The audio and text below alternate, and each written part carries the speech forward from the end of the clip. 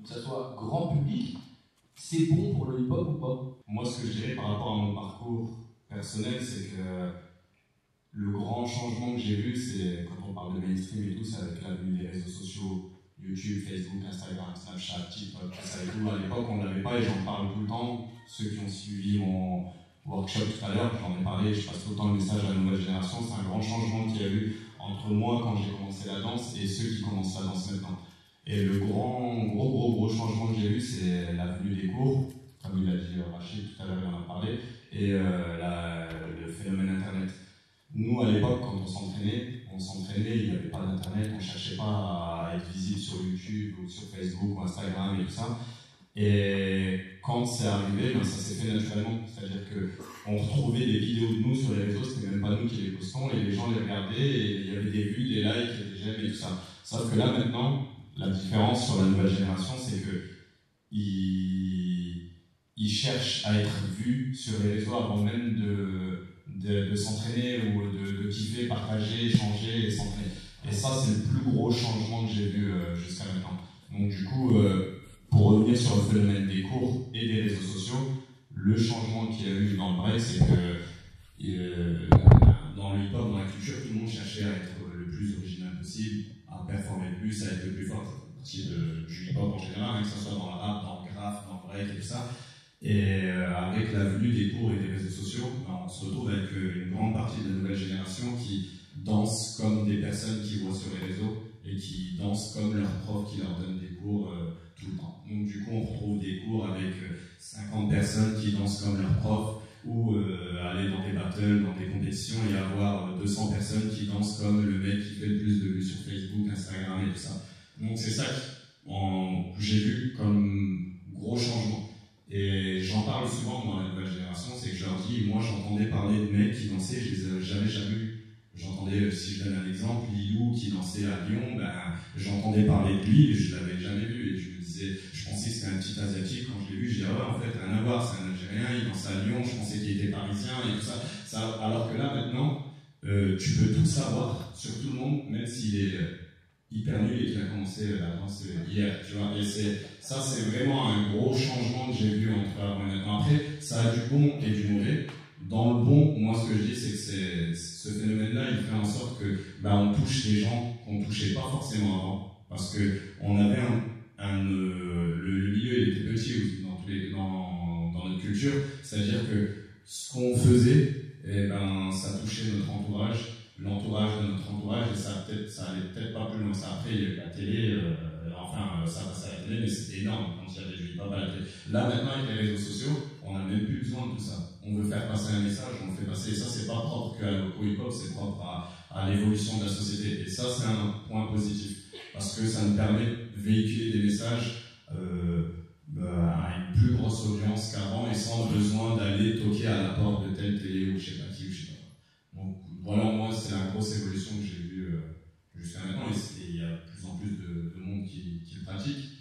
Et j'ai fait le tour du monde, je vais dans des pays, au Kenya, en Côte d'Ivoire, en Colombie, au Venezuela et tout ça, et je vois tout le monde faire du hip-hop de partout et tout ça. Et c'est aussi ce phénomène d'Internet et tout ça qui fait que ça a permis à plein de gens de connaître, et avec rien, on n'a pas besoin forcément d'énormément de matériel, structure ou quoi. Tu vois, tu as envie d'essayer, tu fais, et voilà. Et ça, c'est le positif que j'ai vu dans l'évolution. Merci beaucoup, Abdel. Une petite question publique. Alors, 2 questions. La première, si vous avez des questions, carrément, vous en avez marre que je parle, vous pouvez leur poser si vous voulez. La deuxième, qui ici fait du hip-hop? Qui ici a tenté de faire du hip-hop? Qui, au fond de lui-même, a envie de faire du hip-hop? Mais au fond, vraiment, voilà, c'est bien, ouais, c'est ça. Il y a toujours quelqu'un qui dit, moi, pas tout de suite. À tous ceux qui font du hip-hop, est-ce que vous savez le nom de tous vos mouvements? Alors, faites juste un signe de tête si vous ne voulez pas bien comprendre. Oui? C'est vrai? Très bien. Tu fais quoi? Alors, vas-y, je t'écoute. Il y a quoi comme mouvement en locking? Bass, whistle, le W, Scooby-Doo. Ton prof, c'est Bonita, ouais. Ouais, c'est ça, j'en étais sûr. Ouais, c'est bien. Bravo, putain, bravo. Pourquoi je vous demande ça? Parce que c'est rare aujourd'hui, en fait, vous venez de parler de hip-hop, on vient de comprendre qu'aujourd'hui tout le monde pouvait pratiquer le hip-hop, mais est-ce que tout le monde connaît le hip-hop? Est-ce que tout le monde sait ce que c'est? Est-ce que tout le monde sait ce qu'il y a derrière chaque mouvement? Ça, je pense qu'on en est moins sûr. Je pense que même chez les danseurs, il y a des personnes qui ne connaissent pas toute l'origine des pas. Et c'est là où j'ai envie d'en savoir un peu plus sur ton projet. Je sais que ça a pris du temps. Je sais que c'est pas, tu t'es pas dit un matin, tu fais j'ai envie d'écrire un livre. Comment ça s'est passé? Bon, je vais redire comment il s'appelle. Swan. Okay, donc c'est très bien que tu saches les termes. Donc s'il y en a parmi vous qui connaissent le Scooby-Doo, levez la main. Pas mal. Donc c'est ce qu'on vous avez la chance d'avoir un danseur qui est bon et qui en plus est bon professeur. Parce qu'en fait le problème, quand on fait venir par exemple des profs pour les workshops, on prend ceux qui gagnent les battles, qui sont de très bons danseurs, mais parfois de très mauvais pédagogues. Donc, après, quand tu as des whistball, c'est vrai que tu connaissent le whistball. Vous voyez, donc, en fait, ce que j'ai vu, c'est qu'on parle du locking. Donc, il y a le break, après, il y a la house, etc. Mais, quand j'ai écrit le livre, on ne connaissait pas du tout l'histoire, en fait, comment le locking a commencé. Et ce qui est génial avec cette danse, c'est d'ailleurs la raison pour laquelle j'ai commencé avec, au niveau des chapitres danse avec le locking, c'est, tu connais celui qui a monté le lock? C'est Doc Campbell. En fait, Doc Campbell, ce qui est génial, c'est que c'est un gars, il a 17-18 ans à l'époque, et il ne sait pas du tout danser. C'est-à-dire que lui, il est arythmique. Il ne sait vraiment pas danser. Et il traîne avec des danseurs comme Sweetie ou The Ray, et c'est ses potes, sauf qu'eux, ce sont de très bons danseurs, et ils vont toujours dans 3 boîtes comme le Maverick Flat, etc. Mais il a envie de danser. Il a 17 ans, 18 ans, il veut plaire aussi aux filles, etc. Il voit que ça appelait aux filles simplement les funky. C'est le breakdown à l'époque, les funky chicken et tout, les danses de club. Tout le monde connaît ce step. Ah, on raconte pas. Mais en fait, ce sont des délires. D'accord? Donc ça s'appelle comment ce step? Il y a la petite. Comment? Ils ont même pas de terminologie, donc ça c'est le floss. Et à l'époque, dans les danses de club, il y avait le funky chicken, et il y a ce fameux Doc Campbell, qui lui veut danser, mais c'est vraiment pas du tout danser, il est arythmique. Du coup, en fait, il va essayer de faire un funky chicken, et il va bloquer comme ça, un funky chicken. Soit on le fait comme ça, soit on le fait comme ça. Et lui va faire ça, parce qu'il ne sait pas danser. Du coup, en fait, il va attirer l'attention. Et ses potes vont l'encourager. Parce qu'en fait, dans le hip-hop, qu'on soit nul, débutant, etc., on s'encourage tout le temps. C'est ça qui est génial. On ne va pas se descendre, on ne va pas se moquer de l'autre. Et du coup, on va dire, non, mais vas-y, refais, et fais des two-steps. Des two-steps juste pour être sur le rythme. Donc, il sera toujours à côté du rythme, à contre-temps. Et il y a un fameux step qui nous permet d'être sur le rythme. Donc, je ne sais pas si vous connaissez, c'est le pace. C'est un mouvement de jazz. Même dans Beatty, qui commence comme ça. Pace. Et en fait, donc quand elle ne sait pas danser, en fait il exagère tout. C'est-à-dire plus c'est pace, ça va devenir ça. Non, on rigole, mais en fait quand on voit un gars faire ça dans une discothèque, on voit que lui. C'est-à-dire que les gens ils dansent, ils sont comme ça avec le breakdown et tout, et t'as un seul danseur qui est comme ça. Et qui va, voilà, en fait il va loquer. Donc ça sera son lock. Et ce qui est génial avec ce mec, c'est qu'il ne sait pas du tout danser, et que quelques mois, quelques années après, tous les États-Unis vont commencer à le copier. Et après, toute la planète. À la base, c'est un mec qui ne sait pas danser du tout. Donc ça, c'est un peu la magie du hip-hop. Donc ça veut dire, en fait, si on ne sait pas danser et que dans sa salle de bain, on tente des moves, on peut peut-être devenir une star. Exactement. Exactement. Ouais, et après, ça évolue, simplement. Après, il a su danser, on a vu les démos. Mais ce qui est génial aussi, quand j'ai écrit le livre, j'ai demandé à chaque pionnier, à beaucoup de pionniers de faire la préface. Et en fait, j'ai pas demandé à Don parce que j'ai vraiment mis en avant, tout le monde est d'accord, on sait que c'est Doc Campbell qui a inventé le lock. Mais en fait, lui, il a inventé juste ça. Vous voyez, bass, excusez-moi, le bass 500, avec les whisper, le lock, les give yourself five. Vous connaissez les give yourself five? C'est quand tu danses, t'es content, tu te félicites toi-même. Voilà, les looks, les kicks à sa manière. Mais il y a un danseur qu'on connaît nous, mais qui s'est fait évincer des plateaux télé, des sous-trains et tout, c'est Scooby-Doo. Et Scooby-Doo, en fait, lui, il va développer tout le bas, avec les steps, etc. Donc, j'ai demandé à Scooby-Doo de faire la préface, il a accepté, et il explique comment il analysait Don à chaque fois qu'il avait discuté. Merci Rachid. Avant de te poser une deuxième question, parce que je veux revenir souvent sur ton livre, mais j'en pour les deux. Olivier, tu as encore. Oh, ouais, peut-être une info. Ouais. Non, juste une info en plus par rapport au mec dans Comballoc. Juste pour info, la semaine dernière, aux États-Unis, à Los Angeles, cette personne a eu l'honneur de pouvoir inaugurer une place en son nom. Il y a le Don Comballoc Square, donc ça a été. Comme quoi, ça peut aller loin. Pour aller un peu plus loin. Alors qu'à la base, c'est pas dansé du tout. Maintenant, il a sa place. Maintenant, il a sa place à Los Angeles, aux États-Unis. Et pour terminer sur le loc, en fait, ce que j'ai fait pour aider les danseurs de loc, à la fin de chaque chapitre, je vais vous montrer tout de suite, donc il y a toute l'histoire du locking, et à la fin, je propose la terminologie entre guillemets universelle. C'est-à-dire que, je ne sais pas si vous allez voir, donc à la fin, je propose toute la terminologie, comme tu as dit Whisper, Scooby-Doo, etc. Et comme on est une génération 2.0, plutôt que de mettre des petits dessins comme j'ai fait à gauche, j'ai tout remplacé par des QR codes.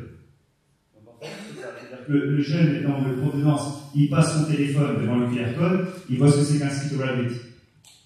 C'est-à-dire que là, en fait, il y a. Donc après, il y a toutes les bases de locking, vous voyez, avec la vraie terminologie. Parce qu'avec le téléphone arabe, etc., ça ne ressemble plus à rien. C'est-à-dire, par exemple, dans le break, j'adore cet exemple, c'est-à-dire que, par exemple, Abdel, c'est un spécialiste des canards sautés. Déjà, c'est bizarre, un mec qui connaît pas le terme canard sauté. Ça fait peur. Voilà, ouais, exactement.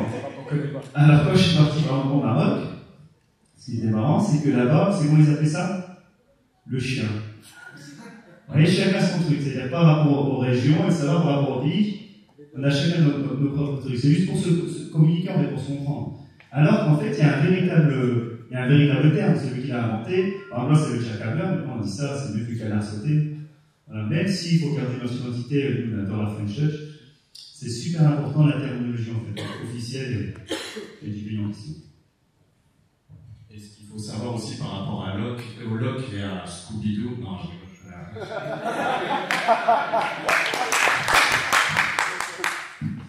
Alors, merci, on continue. Cette fois-ci, on revient. Merci beaucoup encore à Rachid pour ces infos. Olivier, toi, tu as vu la danse. Tu as vu le hip-hop, mais tu as vu la danse. Qu'est-ce que tu en as vu sur ces années? Comment tu la vois maintenant? C'est quoi ton regard dessus?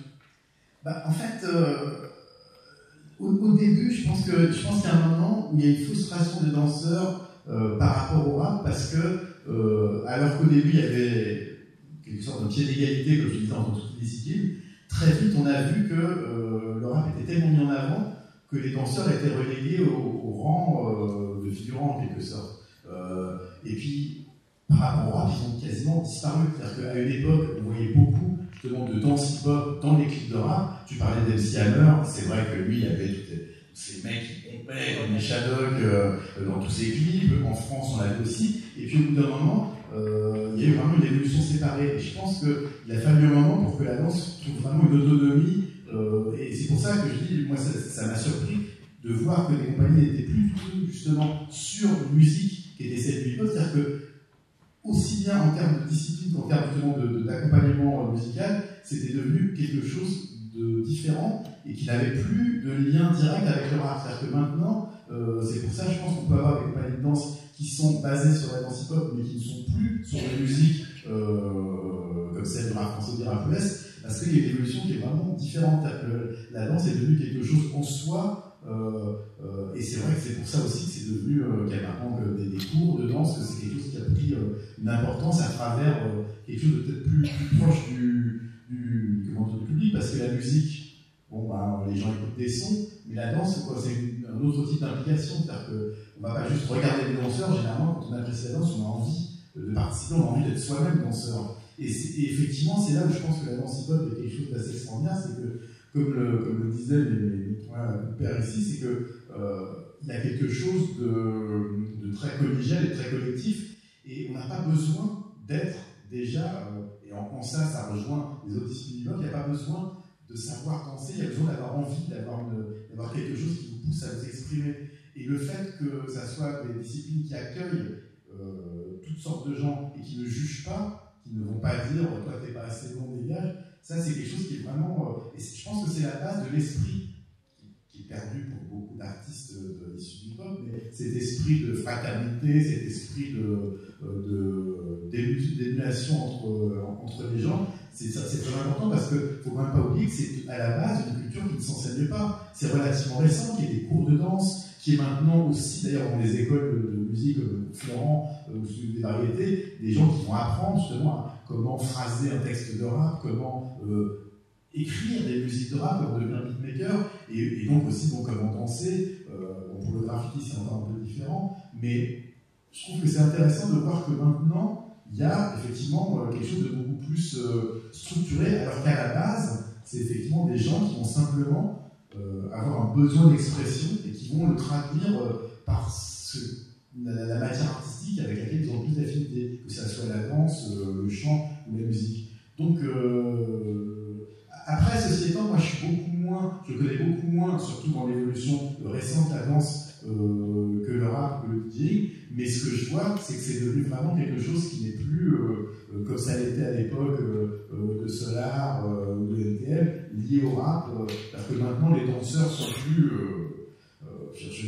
Si on doit parler de le rap français d'aujourd'hui, j'ai pas un nom qui me vient à l'esprit dans les artistes de rap disons de moins de 30-35 ans qui ont vraiment mis en scène de la danse hip-hop dans leurs clips ou dans leurs performances. C'est plutôt les Warriors dans la cité, pas forcément un plus, mais bon. Mais par contre, la danse est devenue un truc super important, surtout quand on pense que ça fait démarrer, parce que quand on parlait des débuts, moi je me rappelle d'un truc, je ne sais pas si on a parmi vous qui ont vu le film Flashdance.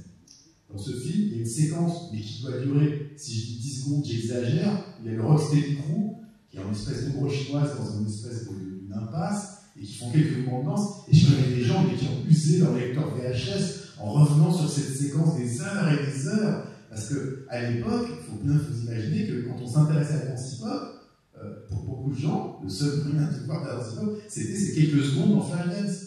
De la même façon que quand j'ai fait le bouquin sur le thème, Joe Star me dit, avec ses potes, ils ont dit, je te jure, j'ai scotché pendant 6 heures sur un dessin, enfin une photo d'un graffiti sur un train new-yorkais dans un bouquin d'histoire, un truc rien à voir avec la semoule, mais ils regardaient ce dessin pendant des heures, de la même façon qu'on a regardé ces quelques secondes de Flashdance. Et quand on pense que la passion pour l'hip-hop, à une époque, c'était justement ces espèces de micro-particules qui attirent toute l'attention, et qu'aujourd'hui on a littéralement le monde entier et toutes les figures de danse et tous les styles de rap grâce à Internet, c'est là où on comprend aussi pourquoi ça a pu prendre cette ampleur. Mais ce qui est aussi formidable, c'est qu'il y a quand même s'il y a effectivement, alors parce qu'on parlait du grand public et de la médiatisation, c'est vrai que ça change tout, parce que quelque part ça enlève, gros guillemets, la pureté. C'est pour ça que vous avez des gens qui vont vous dire c'était mieux avant. Parce qu'à une époque, c'était des choses qui étaient réservées à des gens qui étaient des passionnés, des gens qui se reconnaissaient en se voyant dans la rue avec leur lacet de chaussures, leur casquette, leur style vestimentaire, ce qu'ils écoutaient sur le Ghetto Blaster. Et maintenant, c'est vrai que Joseph Nash Pro dans la Creuse, vous savez, vous dire, j'adore beaucoup tel morceau de rap, c'est formidable. Bon, donc certains se sont dépossédés, et puis aussi ça implique une espèce de vulgarisation. C'est-à-dire qu'à partir du moment où vous allez pouvoir avoir de la danse hip-hop pendant le yaourt, c'est sûr que c'est pas la même chose que quand c'est uniquement lié à des performeurs qui vont mieux faire des clips d'un rappeur. Donc, il y a effectivement, comme tu le disais, il y a du bon et du mauvais. Le bon, c'est que c'est accessible à tout le monde. Le mauvais, c'est que du coup, ça devient, on a beaucoup dit c'est une vérité, le rap français, c'est devenu la nouvelle variété. Avec tout ce que ça implique de dilution de l'esprit d'origine, et puis aussi, parce que c'est un truc qui est super important, alors, vous me direz si vous avez la même sensation dans la danse, mais moi ce que je vois dans le rap, c'est qu'il y a un verrou qui a sauté, c'est celui de, justement, l'ouverture. C'est-à-dire que le rap français, je parle plus de rap français, pas de rap américain, il y a une évolution différente, c'est, au début, on n'a pas le droit de faire de la mélodie, on n'a pas le droit de chanter, et on doit dénoncer, on doit raconter l'histoire, on doit parler des violences policières, de l'ostracisation dans les cités, du racisme. C'était ça allait avec la discipline. Qui prétend faire du rap sans prendre position? C'est une phrase qui définit les 15-20 premières années du rap français. Aujourd'hui, on est ailleurs, on est dans autre chose, on est dans de la pop musique, on est dans des trucs de danse, des trucs frais, des trucs légers, des trucs qui vont vite, des trucs qui se consomment. Il y a des très bonnes choses dedans, mais c'est vrai que maintenant, par exemple, via notamment l'autotune, tous les rappeurs chantent. Même s'ils ne savent pas chanter. C'est d'ailleurs le principe de l'autotune. Vous ne savez pas chanter, l'autotune vous permet de bien chanter. Donc, évidemment, du coup, obligatoirement, à partir du moment où vous pouvez avoir du rap avec comme musique l'Arbillon de la voix, pour prendre un morceau de Jul, c'est sûr que ça va plus parler au grand public que qu'est-ce qu'on attend pour foutre le feu quand Joe Star dit alors l'Élysée pour les vieux. Hein. C'est forcément c'est un autre type de grand public. Donc, ça amène du bon, ça garde une culture vivante, mais quelque part, ça la bâtardit aussi. Mais on ne peut pas avoir le beurre, l'argent du beurre et puis la crémière. À un moment, c'est ça aussi. Parce que sinon ça reste une culture normande et pure, mais pure pour 100 000 personnes en France. Quel intérêt? Grande question. Qu'est-ce que vous Ouais, on va rebondir sur ça. Moi, comment je vois le hip-hop, et ça n'engage que moi, c'est que ça évolue et il y a, comme je l'ai dit tout à l'heure, il y a du bon et du mauvais. Et le hip-hop, c'est ça aussi. Je le vois pas comme dire à n'importe qui, le hip-hop c'est comme ça et c'est pas comme ça. Et t'es obligé de le faire comme ça et pas comme ça. Moi, comment j'ai vécu moi le hip-hop, c'est comme je voulais le vivre moi. Et il y a plein de gens qui l'ont vécu comme ça aussi et partout. Et c'est ça qui a fait évoluer les choses. Il y a des choses que j'entendais des discours et je disais je vais prendre du bon dans ça et ça m'intéresse pas. Et la même chose, et ça a permis de faire évoluer les choses jusqu'à maintenant. Et comme tu as pu le dire tout à l'heure, il y a ce phénomène-là qui revient souvent, c'est que c'était mieux avant. Et moi, on me le disait, et je me disais, mais qu'est-ce qu'ils ont ces vieux aigris à dire que c'était mieux avant? Et là, maintenant, moi, je le dis à des petits, c'était mieux avant. Donc, au final, c'est que eux-mêmes, ils diront plus tard que c'était mieux avant. Et en fait, il faut juste savoir évoluer avec son temps. Quand je vois le hip-hop de maintenant, il y a des musiques d'Aliam et de NTM, je déteste. Et d'autres musiques que je kiffe de fou. Et il y a des musiques de Jul, je kiffe. Et il y a des musiques que j'aime pas. Donc, et ça choque, hein. Des musiques de Jul, j'aime bien. Et ça va c'est d'accord? Non, vraiment, sérieusement, c'est que en vrai, il y a des évolutions, il y a des bonnes et des mauvaises. Et c'est juste, faut savoir. Et il y a des choses que moi je vais aimer et que tu vas peut-être pas aimer forcément, et des choses que tu vas aimer et que moi je vais pas aimer. Et c'est comme ça que moi je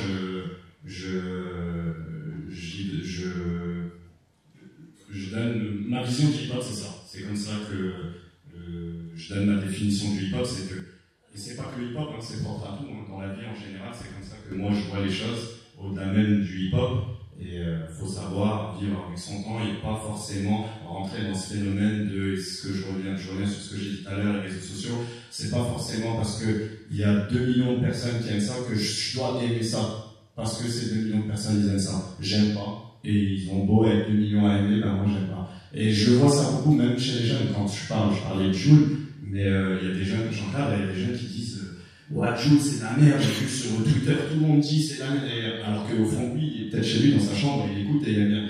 Et le hip-hop, c'est ça, c'est ce que t'attends de toi dans ta tête, comment tu vois les choses, comment tu perçois les choses, et ça évoluera, et il y aura d'autres trucs dans le futur.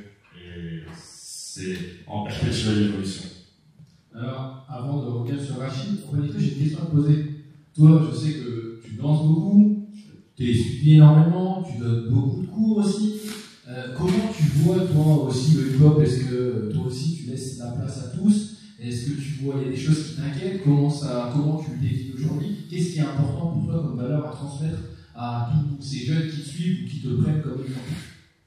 J'ai un cas pratique. Tout à l'heure, Abdel, tu parlais des cours de danse où ils sont 40, 50 à suivre le même professeur.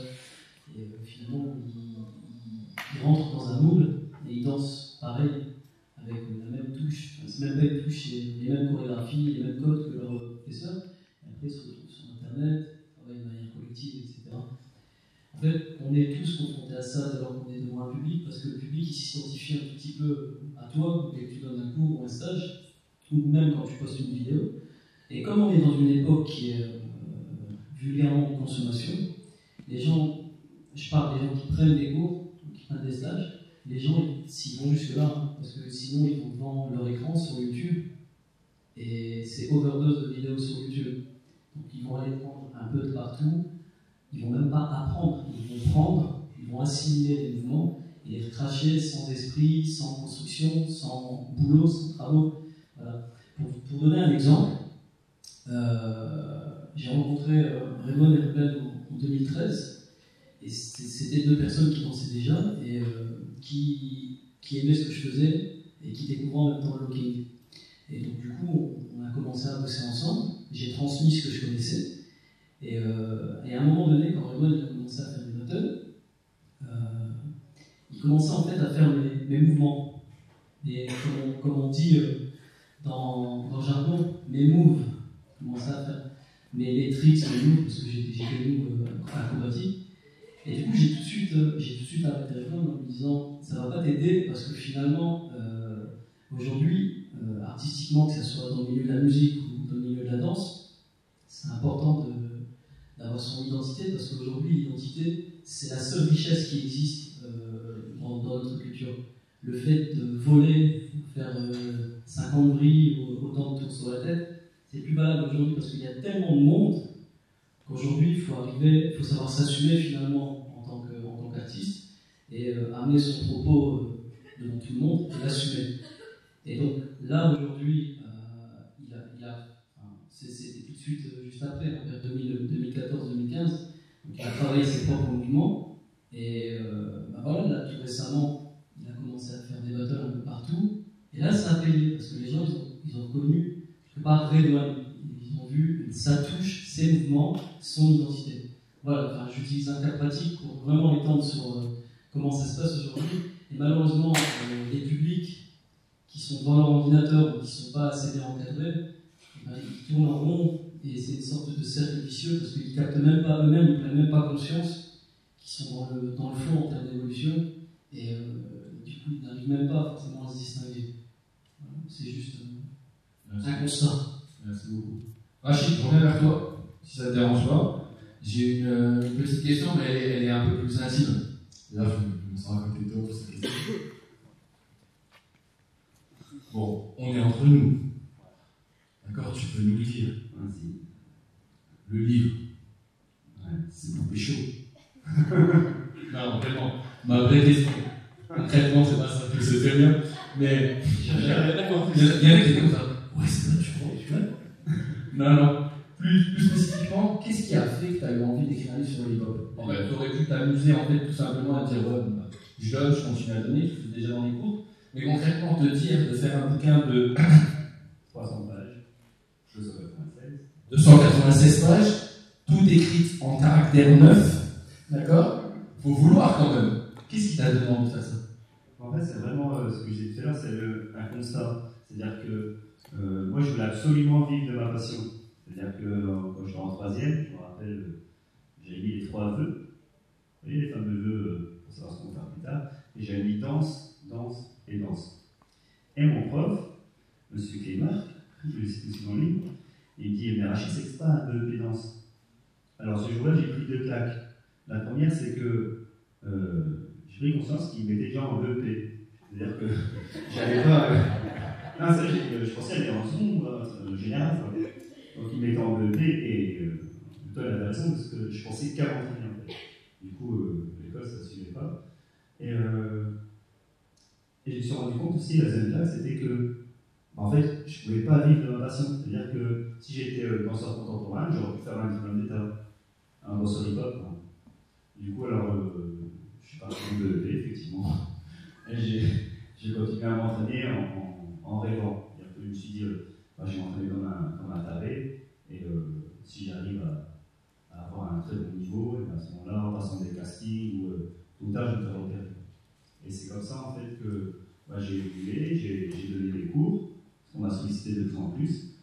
Donc, ça marchait bien, ça marchait vraiment bien, il y avait de plus en plus de cours dans la région, même partout en France. Quoi. Le hip-hop, ça fait comme une synergie, il y avait des cours partout, après ça commençait vraiment à... Et, comme je disais tout à l'heure, 20 ans plus tard, on n'a toujours pas de diplôme d'État, mais dans les cours, parfois, c'est une catastrophe. C'est-à-dire qu'à cause des youtubeurs qui font de l'argent, mais grâce à leur mise en vue, et ben en fait, c'est le fond c'est la forme qui est copiée et pas le fond. Donc, au niveau de la transmission, il y a des élèves qui reprennent le relais, etc., qui transmettent à d'autres personnes, mais sans aucune connaissance de l'histoire, sans aucune connaissance de la terminologie. Et du coup, c'est la fin de la véritable danse hip-hop. C'est-à-dire qu'à un moment donné, je ne sais pas si vous vous rappelez, on entendait parler que la tectonique entrerait dans, serait dans le hip-hop. Donc, surtout pour éviter ça. Pas la technique, mais la technique aussi, ça. Je te pose encore une question là-dessus, mais c'est parce que ça m'intéresse vraiment. Est-ce que tu as appris des choses quand tu as écrit le bouquin? C'est-à-dire que je sais que tu pars souvent à New York, tu fais énormément de stages, tu avais déjà une base assez importante en fait en termes d'information. Est-ce que toi, ça a remis encore en cause certains pas que tu connaissais ou certaines choses? Énormément de choses. Est-ce qu'il y en a parmi vous qui font du popping? Levez la main s'il vous plaît. Voilà. Il y a un seul popper. Est-ce qu'il y en a qui connaissent le popping?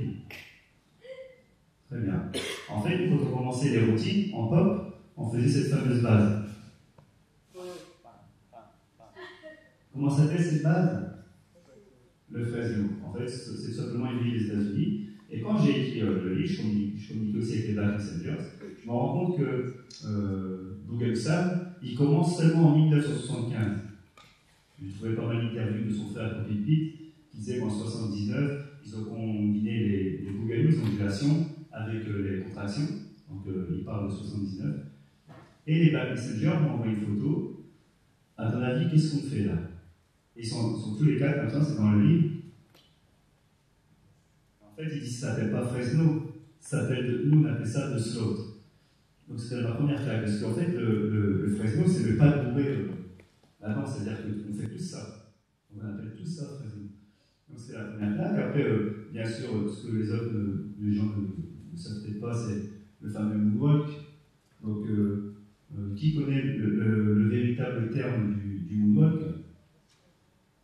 Vous voyez, en fait, c'est toutes des choses comme ça. Donc c'est le backslide, et c'est pas Michael Jackson qui a inventé ça. En fait, l'un des premiers backslide filmés, c'est Bill Bailey sur des plaquettes. Donc j'ai mis en QR code le premier backslide qu'il fait dans Cabin in the Sky en 1943, et un autre en 1975, le fameux backslide.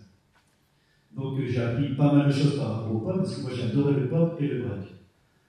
Ensuite, il y a le fameux walking, je ne sais pas si tu as le truc du walking. En fait,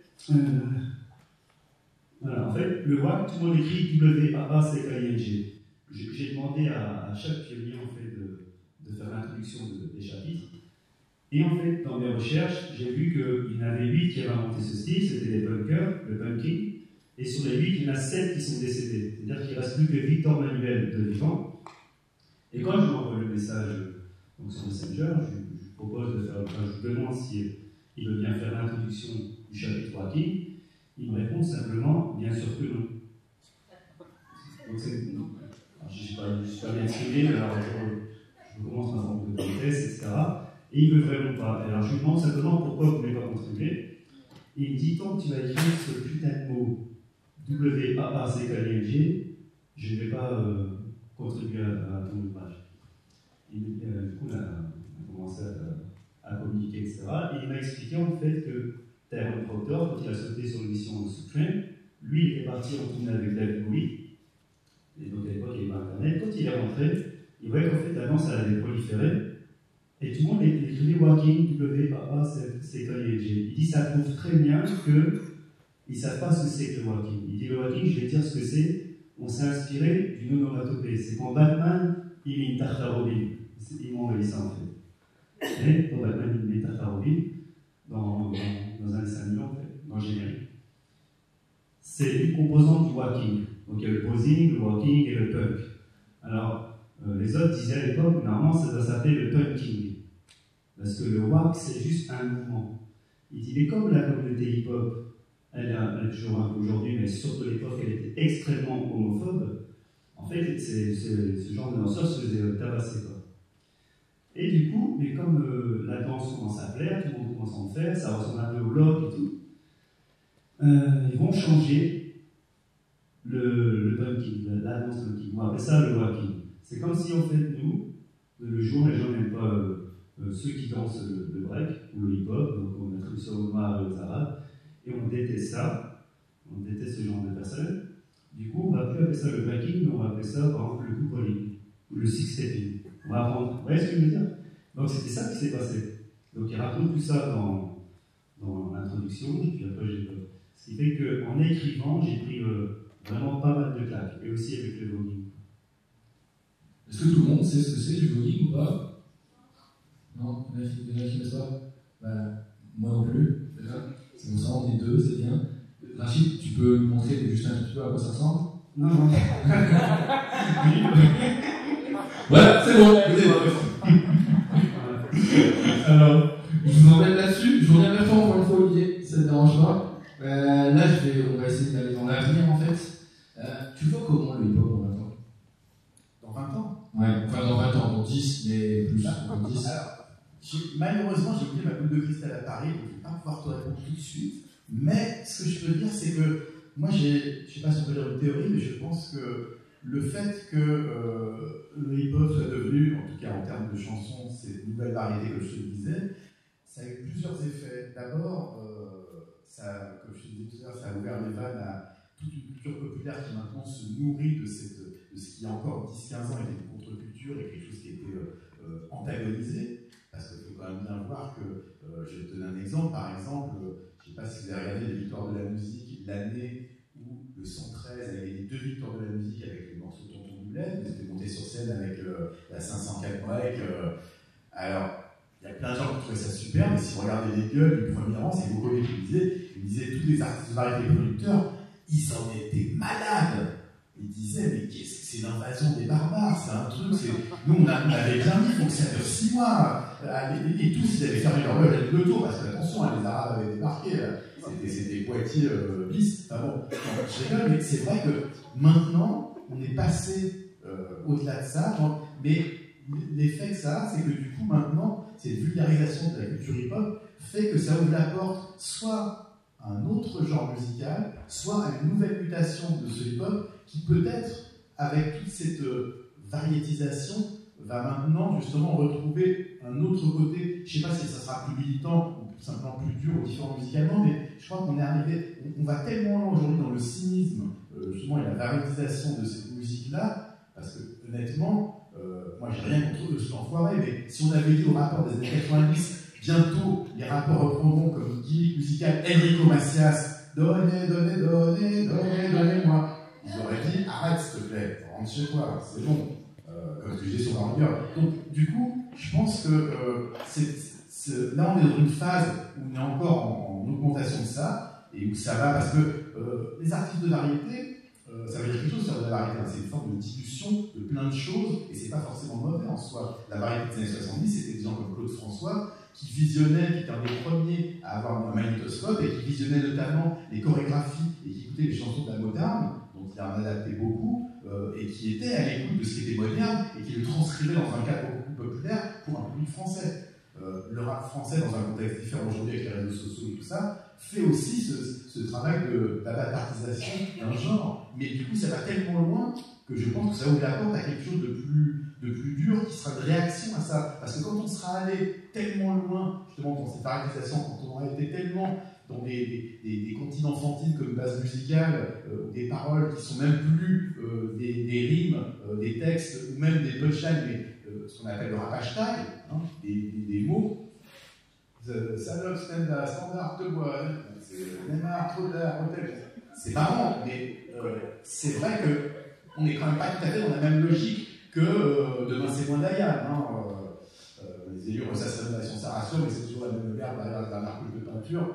Voilà, tu veux les rêver, ils ont dans la cour, à 12 ans courir, on dit qu'on ne pas le chapeau. C'était toute une vie qui était racontée. Aujourd'hui, on est dans l'entertainment. Donc cet entertainment, quand on sera allé au bout de l'entertainment, qu'est-ce qu'il y aura peut-être justement cette idée qu'on va revenir à des fondamentaux, à quelque chose avec plus de corps, ou peut-être qu'on ira encore plus loin dans cette partie des soins, je ne sais pas, mais moi j'ai envie de croire en tout cas qu'il va y avoir un contre-coup, de la même façon qu'il y a eu par rapport à ce rap militant, un contre-coup. Maintenant, il y a toute une génération qui a dit, et c'est tout à leur honneur, nous c'est bon, on ne va pas faire comme les aînés, on ne va pas égueuler la police, on va. On est fait le 17, mais on va faire des trucs qui sont beaucoup plus détentes, et qu'en réaction à ça, il y en a plein qui disent maintenant, nous, on va revenir à un truc plus dur, plus intègre, parce qu'on n'en peut plus d'avoir ce côté grand public. Et puis à force de voir Data Simone qui dit « Ah, j'adore ton rap, t'as vu, c'est machin », forcément, à un moment, on a envie de se dire « J'ai pas envie forcément que la musique que j'aime devienne celle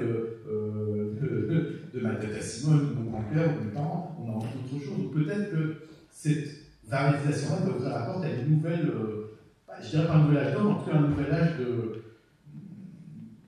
d'intégrité et de musique plus, comment dire, pas plus difficile, mais moins ouverte et plus, aller aux ondes, plus authentique peut-être. Très bien, merci beaucoup Olivier. En tout cas, gros bravo, je ne sais pas si vous avez remarqué, et il a placé quand même naturellement dans la discussion 3 ou 4 classiques qu'il connaît par cœur, et genre il n'y a personne qui a répondu, je pense qu'on peut l'applaudir sur tout ça. J'étais en train de vérifier, je me dis, ah c'est très bien, Il a sorti du FS l'enfoiré, je ne connaissais même pas les arabes. Après, là-dessus, alors je vais parler de musique mais aussi de danse, je vais peut-être te poser la question différemment. Est-ce que toi tu vois une variétisation de l'entertainment maintenant dans la danse? Maintenant, il y en a toujours eu. Pour moi, il y a toujours eu de la variétisation de la danse déjà par la culture avec les compagnies ou les danseurs hip-hop qui dansaient avec les compagnies contemporaines et tout ça et tout, et par la musique, même à l'époque, déjà. Moi, ce que je dis, c'est que dans cette évolution-là, il y aura toujours une évolution, c'est juste à nous de protéger notre culture. C'est-à-dire au moins les bases, les vraies bases de la culture.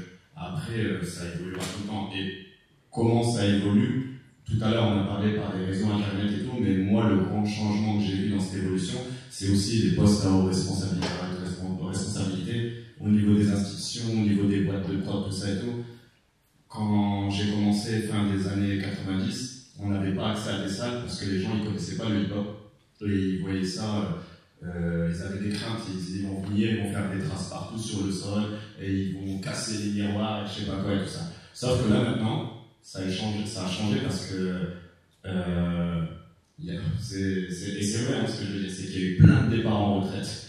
Et que ça soit, et c'est vrai, que ça soit dans les postes à responsabilité, c'est-à-dire que là maintenant, on retrouve des personnes qui ont déjà fait du hip-hop, qui ont des responsabilités, et des personnes aussi, leurs enfants font du hip-hop, c'est-à-dire qu'ils ont un lien direct avec le hip-hop. Et eux, ils ont plus de compréhension, plus ils connaissent la culture, et ça fait que du coup, ça nous donne des ouvertures, que ça soit sur la télévision, parce que c'est des personnes qui faisaient du hip-hop avant, que ça soit dans des grandes salles, dans des conservatoires ou quoi, parce que ils faisaient du hip-hop avant. Et si tu ajoutes à ça Internet et le fait qu'ils n'aient pas le choix aussi, ça donne encore plus d'ouverture et donc ça évoluera et de plus en plus et de plus en plus. Mais ça aussi, en dehors du fait qu'il y a plus ce côté censure et à travers Internet on peut montrer notre hip-hop et tout ça, il y a aussi ce phénomène-là où dans les municipalités, ceux qui ont des postes de responsabilité, dans les boîtes de production et tout ça, c'est des gens qui ont fait du hip-hop ou qui ont un entourage qui a fait du hip-hop, qui ont déjà été dans des endroits, que ce soit dans la musique, la danse et tout ça, ça fait qu'on parle avec des gens qui connaissent notre milieu aussi. Donc ça, c'est une des évolutions que j'ai vues maintenant. Et puis, je vais parler de ça aussi, c'est que maintenant, au jour d'aujourd'hui, en 2020, je suis coordinateur national à la Fédération française de danse, chargé en break. Et à l'époque, même avec cette Fédération française de danse, ça aurait été compliqué de faire des choses en break. Sauf que là, moi, je suis issu de ça, et on a monté une équipe, on est issu de là, et donc du coup, il y a encore plus d'opportunités de pouvoir faire des choses. Ça, c'est un exemple parmi tant d'autres. Là, on parle d'une fédé, mais on va parler d'une municipalité, d'une communauté urbaine, d'une agglomération et tout ça. Ça fait que des personnes comme moi, il y en a de plus en plus. Juanito, qui est à la communauté urbaine de Dunkerque, et entre nous, avec déjà notre génération, on se dit, lui, il est devenu cadreur, il travaille là-bas, lui, il fait ça, et ça donne des opportunités à la nouvelle génération qui est là, et que ce soit dans la danse, dans la musique, dans le rap et tout ça, ça fait que ça nous ouvre des portes de partout. Et nous, dans le hip-hop, quand on ouvre une porte, on la tient bien pour que tout le monde entre.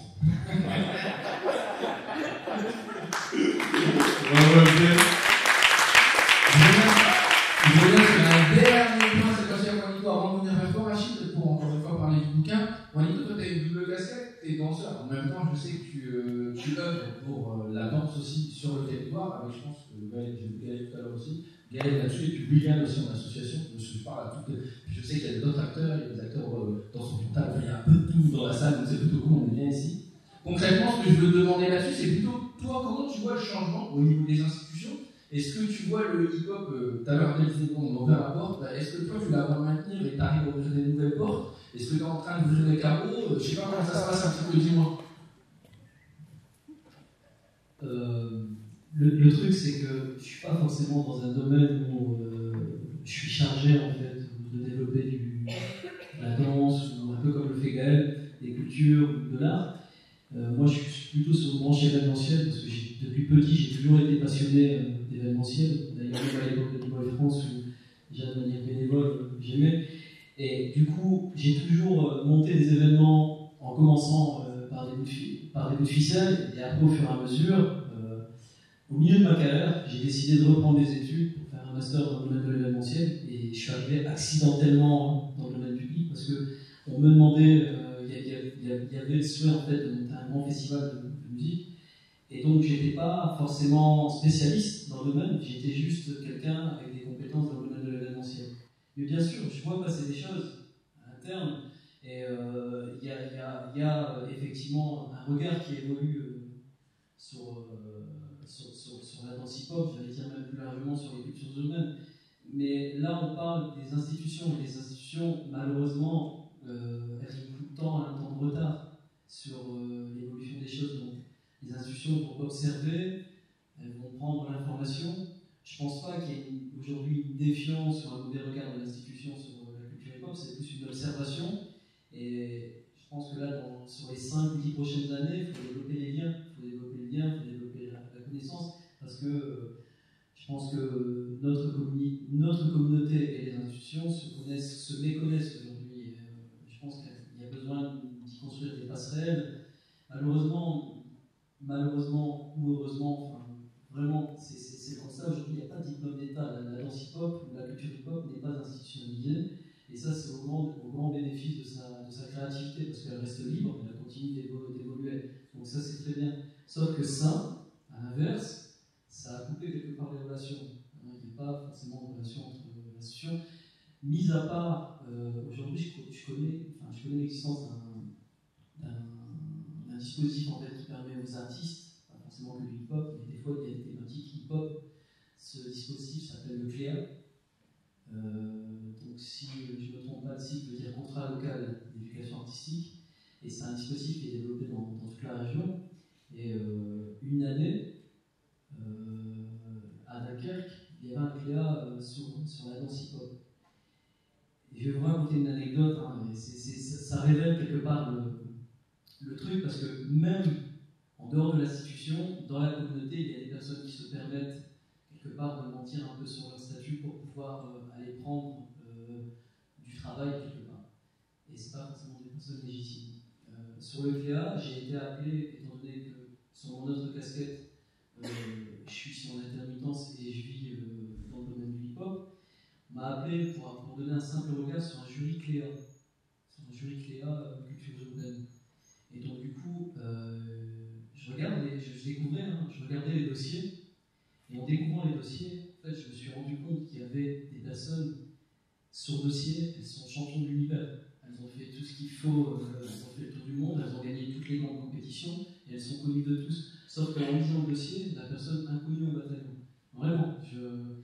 Et après, on voyait passer des dossiers, par exemple, Justin Kiff, qui participe régulièrement aussi à l'ECLEA, ou la compagnie Artrac.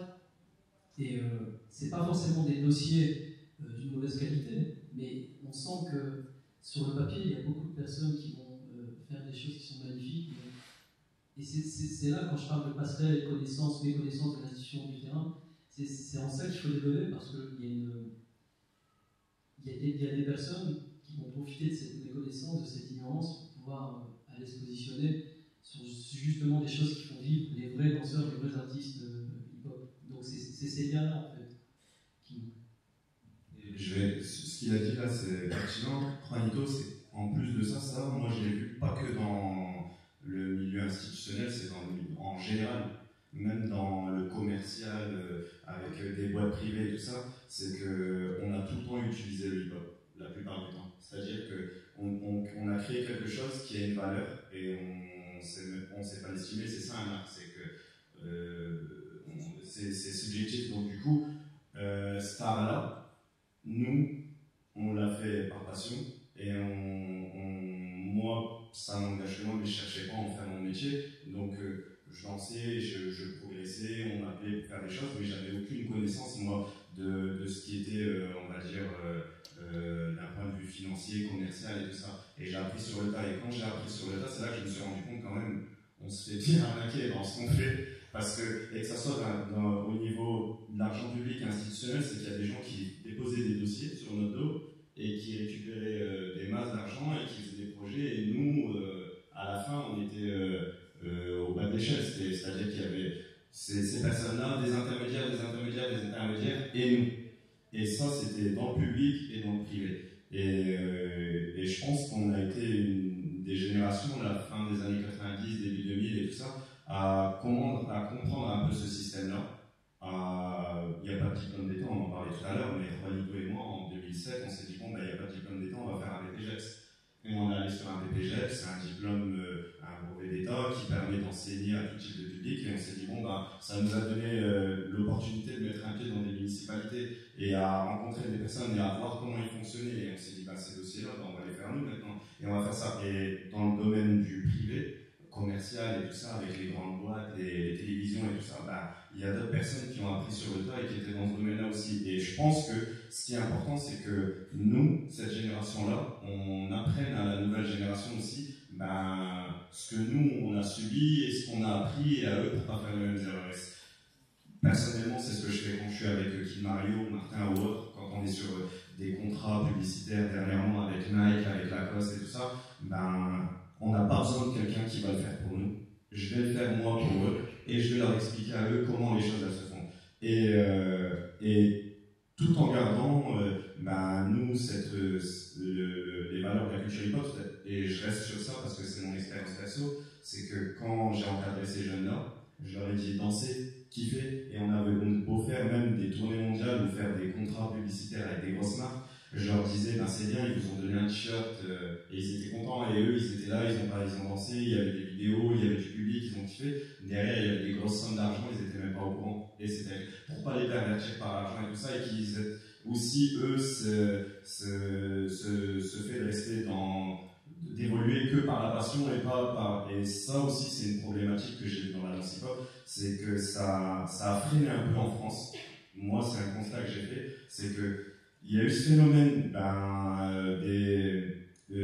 des grandes marques, des privés qui avaient besoin de danseurs, et forcément ils prenaient ceux qui avaient du bon niveau, et aussi le fait de l'intermittence du spectacle. Donc dès qu'on avait un bon niveau un peu, on cherchait à être dans une compagnie, à être intermittent parce qu'on se disait c'est viable, ça nous rapporte de l'argent et tout, mais ça nous freinait dans notre évolution. Et cette nouvelle génération en France, dès qu'ils ont 17, 18, 19 et que c'est des talents prometteurs et qui ont un bon niveau, on va les freiner direct vers l'intermittence du spectacle, vers des projets, vers donner des cours, et du coup, ils évoluent plus. Et dans d'autres pays où ils n'ont pas cette chance-là, ils évoluent eux, parce que 17, 18, et ils continuent à évoluer jusqu'à 24, 25, et c'est eux qui sont en train de rattraper le niveau ailleurs. Ça, c'est un gros constat. C'est-à-dire qu'on a cette chance de pouvoir en vivre maintenant, et plus qu'avant, mais ça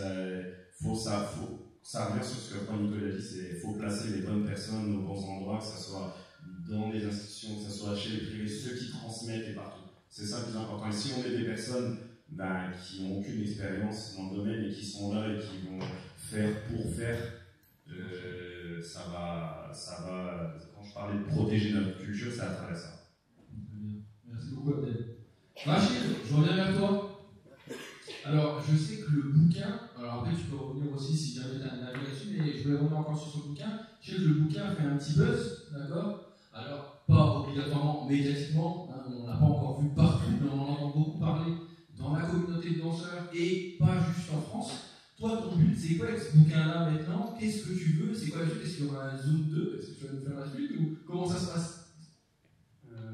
En fait, non, quand j'ai écrit le livre, je ne sais pas qui ferait un tel buzz dans la communauté de danse, et c'est génial. C'est-à-dire que tous les danseurs,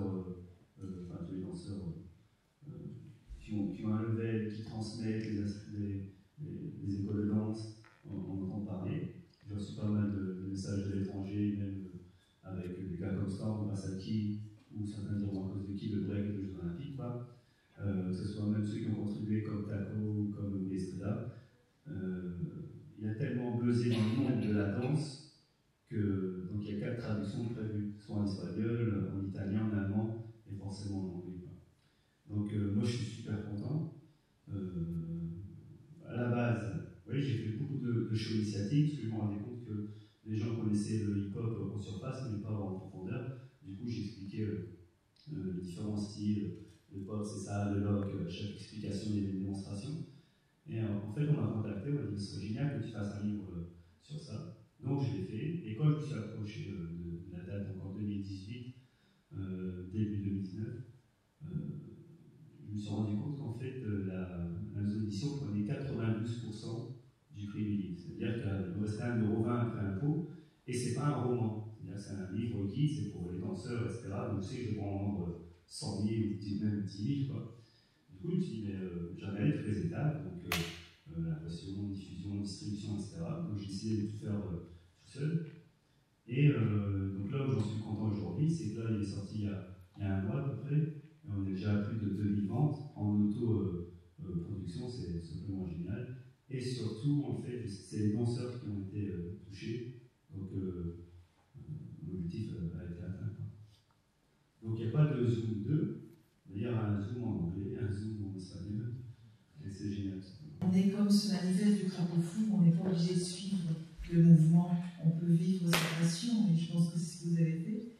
Et donc voilà ma question, est-ce que ce professeur... Je dis, si je peux retrouver son adresse, je vais enverrai un exemplaire, mais je parle aussi en fait de Jérôme Stenkis, qui était l'agent en mer, et en fait, quand il nous a vu, quand il m'a vu faire ce fameux striptease sur la tête en 97 chez la gaffe, donc c'était un samedi soir. Le lundi, la mairie de Bayonne m'a contacté.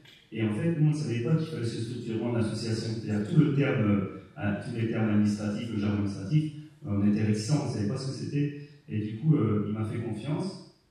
Il m'a passé les clés alors qu'on n'avait pas encore d'association. Et je le remercie en fait dans le livre.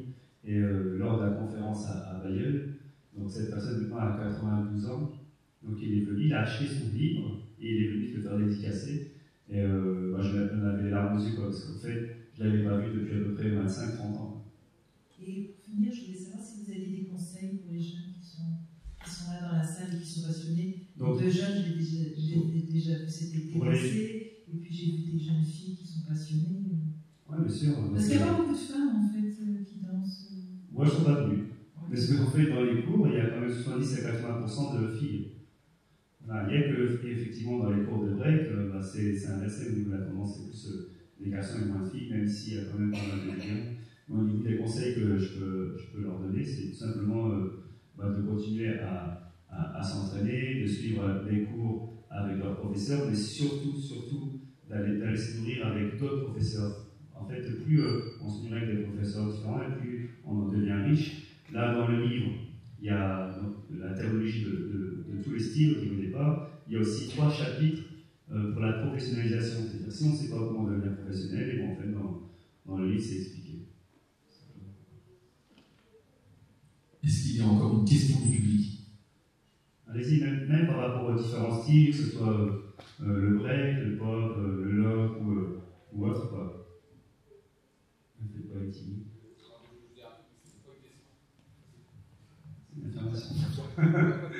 Je remarque que... Non, mais par rapport au succès qu'il y a eu de ton livre, qui est sorti un peu avant la date que tu souhaitais d'ailleurs. Ouais, c'était une petite fuite. Exactement. Et en fait, c'est le livre pas destiné qu'à des gens qui savent pas danser, qui veulent apprendre, ou ceux qui viennent de commencer, qui sont passionnés, mais même des gens qui dansent depuis longtemps, apparemment, ont appris des trucs. Donc c'est vraiment un livre pour tous, quoi. Oui, c'est qu'en fait, il y a tous les styles. C'est-à-dire qu'on a beau être b-boy et connaître énormément de choses sur le break. Moi, j'ai pris une claque avec le rocking. C'est vrai qu'avant de commencer, on parlait de top rock, voilà, on parlait de rock steady coup, on parlait de down rock, et je me disais, mais pourquoi le mot rock? Du rock, quoi. Et en fait, j'ai appris énormément de choses grâce à ça, avec le rocking. Et puis même au niveau, excuse-moi de t'arrêter, au niveau des battles, au niveau de la professionnalisation, donc même si quelqu'un connaît bien l'histoire, s'il veut être pro, enfin, tu as des conseils de... En fait, c'est vraiment par rapport à un vécu et à un constat. C'est-à-dire que tout ce que j'ai mis tout ce ce qui m'aurait aidé en fait moi à devenir soit professionnel ou simplement être bon danseur, ou surtout connaître son histoire. Enfin, absolument connaître notre histoire, parce que sinon ça n'a plus de sens, quoi.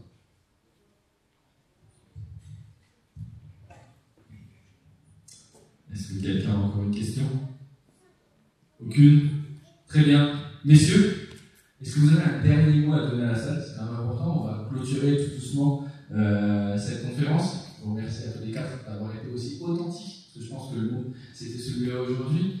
Qu'est-ce que vous voulez nous dire pour terminer? Peut-être sur le hip-hop, ou peut-être un message qui va avec celui-ci? Non, mais dire que moi, ce qui me stupéfie si on parle de danse hip-hop pour conclure ce sujet, c'est que c'est quand même un art qui est né aux États-Unis, qui a essayé en France, et aujourd'hui, si j'ai bien suivi, c'est sur le quart 2020, les champions du monde sont des Coréens. Et c'est quand même extraordinaire de se dire que c'est quand même, a priori, le dernier continent, le dernier endroit où on aurait pu imaginer un essor à ce point de la danse hip-hop, et pourtant, c'est de là que viennent certains des plus fins danseurs. Donc c'est vraiment un exemple de l'universalité de cette musique et de cette culture. Et on pourrait dire la même chose d'ailleurs dans le rap, puisqu'il y en a eu dans plein de pays, mais c'est vrai que pour moi, symboliquement, ça montre vraiment à quel point il n'y a pas de limite, à part celle qu'on se donne, à cette culture hip-hop. Et je trouve ça assez formidable de se dire que voilà, c'est pas seulement des Noirs américains, des Français arabes, ou je ne sais quoi, c'est des Coréens, des gens qui font 1m20, qui ont les cheveux noirs tout dressés et qui ont les yeux bridés, excusez-moi pour le cliché, non, mais et qui sont des tueurs en danse. Moi j'en ai vu quelques-uns, et c'est fascinant parce que voilà, c'est vraiment la preuve que là on est passé à une autre étape de cette universalisation du hip-hop. Et là, je ne parle pas de commercialisation, mais vraiment d'universalité d'une culture. Et ça, je trouve ça assez formidable. Moi, je dirais, faites-moi confiance, écoutez du Jul, vous allez voir. En vrai, sérieux, vous allez voir. Et autre chose aussi, c'est que l'évolution du hip-hop, c'est moi, la force du hip-hop, c'est ce qui se passe là aujourd'hui, et il va en avoir de plus en plus. C'est-à-dire qu'on n'est plus là à danser comme des bêtes de foire et on est devenus des personnes qui s'expriment, qui parlent et qui partagent leur expérience. Et ça, on n'en voyait pas avant, et je pense qu'on n'est pas que 4, il y en a plein et il faut le faire de plus en plus. En fait, vous avez bien résumé. Non, moi juste, quoi dire à part encourager et lever les barrières pour une personne qui est dans le doute, en disant je peux pas faire de hip-hop, c'est pas pour moi. C'est complètement faux en fait. Le hip-hop, c'est, je pense, l'un des seuls arts qui va accepter une personne obèse, une personne noire, une personne. Enfin, c'est vraiment open et c'est très tolérant. Et moi, je pense que, pour mon cas, jamais, je pense que je serais jamais retourné à l'école ou j'aurais jamais été autant ouvert d'esprit si j'avais pas fait de hip-hop. Rachid, nous te laissons le mot de la fin avant une séance de dédicace. Ça va être dur. Voilà, vous avez pu dire, vous avez bien résumé. Je sais pas, c'était parfait.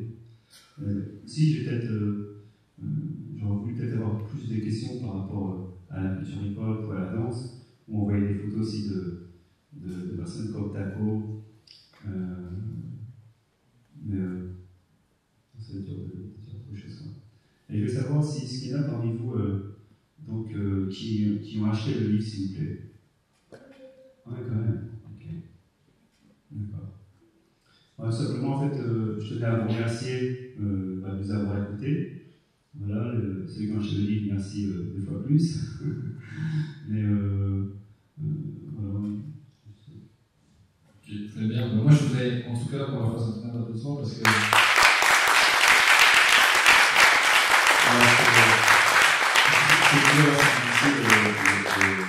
Les conférences, quand on parle un peu de tout, la culture hip-hop, etc., soit on parle des différentes danses et on s'étale dessus, mais quand il y a des interactions, c'est génial, parce qu'en fait, on a vraiment l'impression d'échanger et puis de se nourrir mutuellement. Donc, en tout cas, je remercie vraiment tous de nous avoir écoutés et puis d'être venus. Merci encore. les QR codes en fait renvoient vers des vidéos sur Internet. En fait, moi, non sur Internet, mais sur notre site. C'est-à-dire qu'en fait, on doit héberger les vidéos, en faire des GIFs pour la compresser. Et là, c'est sur notre site. En fait, on l'a directement. C'est-à-dire qu'on scanne et directement la vidéo. Il ne faut pas aller sur un site pour pouvoir avoir la vidéo. Dès qu'on passe le téléphone, il y a le mouvement qui apparaît. Ok, merci. Merci. Last question. Une question pour M. Cachin.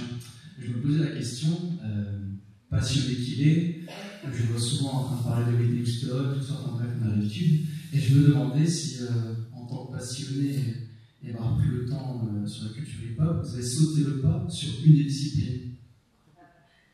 Heureusement pour vous, non. Parce que franchement, en danse, moi, c'est pas l'arythmie, c'est encore le next step là. Donc, c'est vraiment pas, non, c'est pas une bonne idée.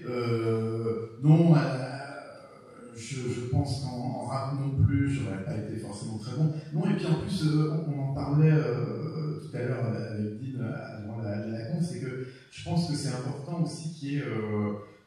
Je trouve que dans le hip-hop notamment, c'est une culture qui a souffert parfois du mélange des genres. Je veux dire, quand il y a par exemple des journalistes qui sont aussi managers ou des présentateurs qui sont aussi producteurs, à un moment, je pense que c'est pas forcément ça. Alors il y en a peut-être qui font ça très bien. Moi, je suis pas financier, je suis pas producteur, je suis pas distributeur, je suis pas artiste, je suis journaliste et écrivain. Donc j'écris, je parle, je communique ma passion, mais si c'est pour vraiment dire j'ai aussi un disque, ça serait à la fois jugé parti. Moi, c'est quelque chose que je trouve pas, alors, de mon point de vue en tout cas, je trouve que c'est pas une bonne idée. Donc de toutes les façons, ça tombe bien, je n'ai pas de talent pour être au micro, autrement pour parler, mais pas de façon rythmique. Enfin, il y a des rythmes dans ce que je dis peut-être, en tout cas pas assez pour faire un disque. Et puis non, puis je veux dire, faut laisser ça à ceux qui ont vraiment. D'ailleurs, c'est très marrant parce que j'ai eu l'occasion d'écrire des bouquins pour ou avec pas mal d'artistes. Et en fait, moi, je vais te donner une expérience marrante. Par exemple, à l'époque de l'affiche, quand le hip-hop se racontait en papier écrit, j'avais été voir les TM, on avait un numéro et j'ai dit super, voilà, il y a 4 pages, vous écrivez ce que vous voulez. Et ils étaient là, mais ils sont incapables d'écrire quelque chose. La plupart des artistes, que ce soit en rap ou autre, ils ne savent pas écrire. Ils écrivent des textes formidables, mais écrire un bouquin, ils ne sauraient pas, c'est une autre discipline. Et moi, j'ai écrit une vingtaine de bouquins, donc littéralement des dizaines de millions de signes, mais je serais incapable de t'écrire un 16. Bah si, je peux peut-être le faire, mais ça sera en bois, et encore en contreplaqué, tu vois. Donc chacun son talent, chacun sa discipline, et finalement, je trouve que c'est bien. Et même, je vais dire un autre truc, bon, ça ne t'aura pas échappé que je ne suis pas vraiment tout à fait pareil que mes 3 complices, mais c'est quelque chose qui depuis le début, et quand j'ai commencé notamment à faire Hardline, M6 et les journalistes qui m'interviewaient, il y en a un, une fois, il arrivait avec l'uniforme, il me donnait une casquette, il dit pour la photo, il faut absolument que tu aies une casquette. Et moi j'étais mais non, je ne peux pas mettre de casquette, parce que si le hip-hop c'est avant tout, et on revient à ce que disait Manu, l'authenticité, pour moi être authentique, c'est avoir un costume en main, une belle chemise, une cravate, donc moi si je me mettais en habit de jogging, de pêche ou autre, là je serais déguisé. Et pour moi, ça serait ridicule. Donc c'est important d'être authentique et c'est important de faire ce qu'on sait faire. Donc moi j'écris, je rappe pas, je m'habille en costume et je mets pas d'habit de sport. J'habite à Paris, j'ai jamais habité en banlieue, j'ai même pas passé permis de conduire. Donc voilà, donc, tout ça pour dire que heureusement, tu n'auras pas mon single en streaming la semaine prochaine, ni le mois prochain d'ailleurs. Je ne compte pas exposer prochainement dans une galerie. Et pour ce qui est de la danse, je vais laisser un gars ici s'en occuper beaucoup mieux que moi. Donc la réponse est non, je ne pratique pas, en tout cas, j'ai un micro, mais pas pour faire les mêmes choses, et des scènes, mais pas pour faire les mêmes pas de danse non plus. Merci beaucoup. Ouais, vas-y. Là, je vais parler plus au niveau tableau, comme il y a de la promo de livres et tout ça, je vais faire juste une petite promo par rapport à nous, notre structure. On a une association, elle s'appelle Blacklist, elle est spécialisée dans les cultures urbaines en général, dans Saint-Oise, et donc c'est urbain. Et donc il y a du freestyle football, du parcours, du workout, du break et tout ça. Et on fait un petit événement le 19 janvier, dimanche, la semaine prochaine. C'est gratuit, ouvert à tout le monde. Et notre objectif, c'est qu'on a fait un petit constat depuis ces 10 petites dernières années, c'est qu'il y avait beaucoup d'associations qui sont spécialisées dans plein de disciplines et tout ça, et on a envie de réunir l'agglomération dunkerquoise autour des cultures urbaines. C'est-à-dire qu'on va lancer des entraînements, enfin pas des entraînements, on appelle ça des meetings, c'est pas des battles ni des entraînements, c'est comme il peut y avoir à Bayeul à l'époque, les gens ils allaient à Bayeul s'entraîner. Là, on veut mettre un spot tous les dimanches où les gens ils peuvent venir et c'est pluridisciplinaire. Il y a du freestyle football, du parcours, du break. Et quand je parlais tout à l'heure de protéger un peu notre culture, c'est à travers des actions comme ça qu'on peut le faire. Et nous, on fait notre premier petit événement dimanche 19 janvier. Je vous passerai des petites cartes. Vous verrez, il y aura les réseaux sociaux dessus et tout. Il y a l'affiche et c'est ouvert à tout le monde, c'est gratuit. Il y aura un battle en freestyle football, un battle en break et un battle en parcours. Et pour ce qui est de la tenue, il y a plein de pokers qui s'habillent comme ça. Ah. Alors, juste avant de terminer, je pense qu'on a encore une question. J'en profite, autant qu'on prenne tout le temps. Je remonte. Bonjour, c'est une question que je posais à Olivier Cachin. Donc moi, j'ai découvert le rap, l'hip-hop à travers votre émission Rapline. Et j'ai découvert énormément d'artistes. Et j'avais une question, moi, à l'époque. Je me demandais, surtout à l'heure actuelle, on a les réseaux sociaux, tout ça, qui font qu'on arrive à découvrir plein d'artistes. Et à l'époque, comment vous faisiez pour vous être en contact et découvrir tous ces groupes de rap? Il y en avait une multitude, du style Little les DSK, toutes ces choses-là. Et en plus, il y avait les clips et tout ce qui suivait autour de ça. Et c'était déjà très, je trouve, déjà hyper développé et très technique. Et je me demandais comment vous faisiez pour vraiment être en contact avec tous ces artistes.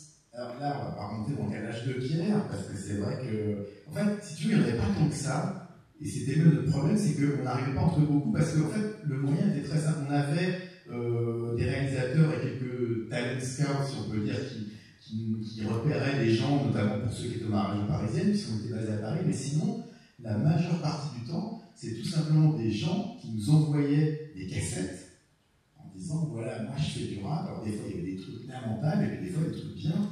Et moi, le souvenir que j'ai, c'était au tout début de l'émission, c'était dans la jeunesse, juste avant la première émission de Rapline, pendant l'été 90. On reçoit un dossier de presse imprimé à la photocopieuse, super ghetto, avec marqué IAM, le meilleur groupe de rap français. Et je vois qu'il est de Marseille. Moi, j'étais là. Mort de rire, les Marseillais, c'est trop drôle. Parce que c'était pas sérieux. L'idée que du rap puisse venir de Marseille. Mais vous plaisantez, les gars. Et là, je mets la cassette, ou 3 ans, je fais oui, le meilleur groupe de rap français. C'était eux, clairement. Parce que autant NTL avait une puissance déjà assez forte, ils avaient sorti un morceau, autant il y avait quelques structures autour de Paris, des gens comme Assassin qui avaient fait des trucs, mais Aya, c'était un groupe qui, alors qu'ils étaient donc très très loin, surtout à l'époque, je me rappelle qu'à l'époque, Paris-Marseille, c'était 4h30 en TGV. Donc, il y avait un groupe qui avait déjà un univers,